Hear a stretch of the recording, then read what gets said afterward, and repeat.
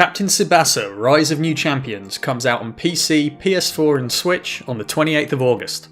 Whether you're a fan of the classic manga and anime series or if it's brand new to you, this is an exciting arcade football game with something for everyone. However, if you're expecting a football game like the ones you already know, you're in for a bit of a surprise.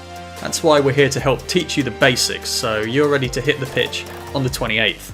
For this first video, let's go over the basic controls and mechanics. Firstly, the buttons. We'll be using the PS4 as an example, and do bear in mind, this is in practice mode, which is why the clock isn't moving. When you have possession, X is a short pass, circle is a long pass, and triangle is a through ball. For those last two, you can hold the button to kick the ball further. Square shoots the ball, and again, you can hold it to kick further.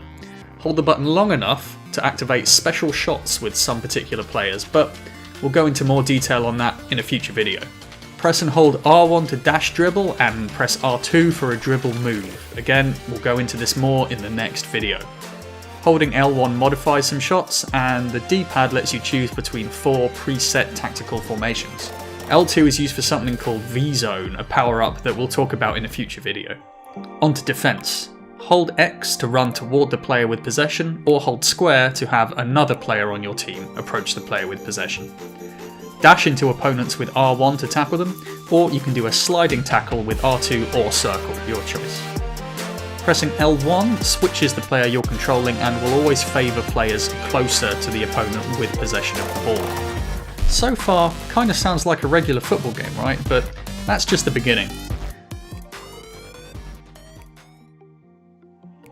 The spirit gauge is a gauge all players have that is depleted when they take certain actions. Dashing, tackle moves, special shots, and saves are some of the things that use up the spirit gauge. It recharges over time for all players except the goalkeeper. The lower your spirit gauge, the longer it will take you to charge up shots, and if it's too low, you won't be able to dash or perform those special maneuvers. As we've seen already, you can hold square to charge up shots, but this also works when the ball is in the air. Cross the ball into the box and hold square to have your players go for either a header or an aerial kick. Depending on the player, these can be special charge shots like on the ground.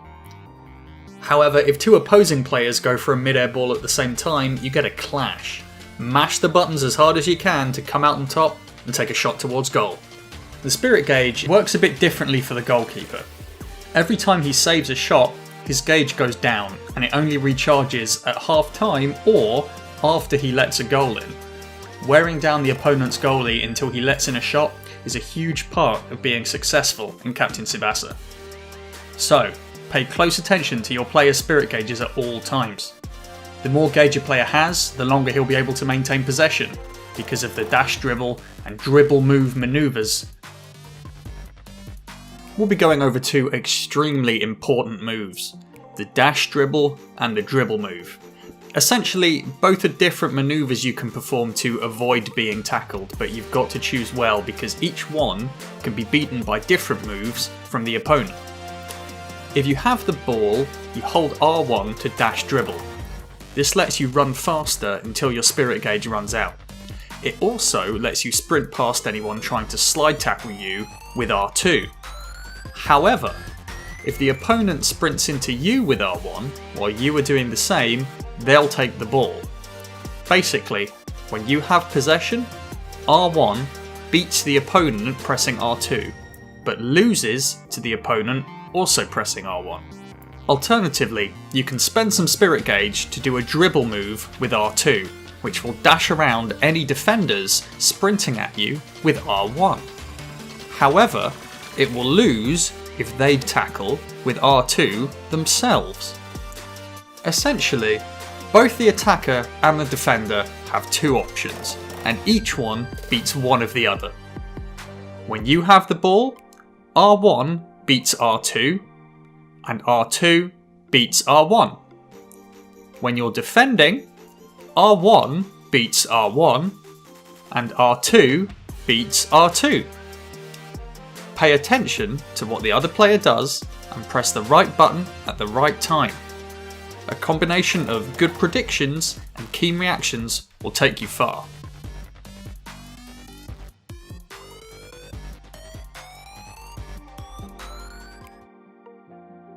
we'll be discussing special combination moves you can do with particular characters. If you're familiar with the manga or anime, you'll be familiar with these players, but if you're new, you'll learn to know them before long. There are several special combination plays you can perform if you have the right players in the right spot. For example, when you have Tsubasa and Misaka running up the pitch together and one of them has the ball, hold triangle until the bar is full to perform an amazing combo pass move. Keep tapping triangle in time to get past the entire opposing team in no time at all. The only way for the opposing player to beat this is with an extremely well-timed dash into the path of the ball. There are also defensive plays that happen automatically if you have the right players in the right places. A brave defender can get in the way of a shot and stop it before it becomes an issue. That's not all, there are combination shooting moves too.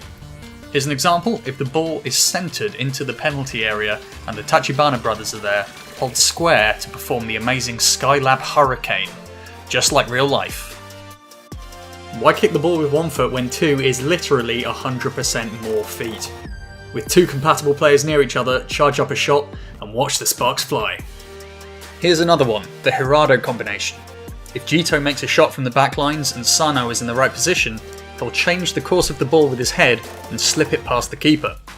Experiment to find all the different special combination moves in the game.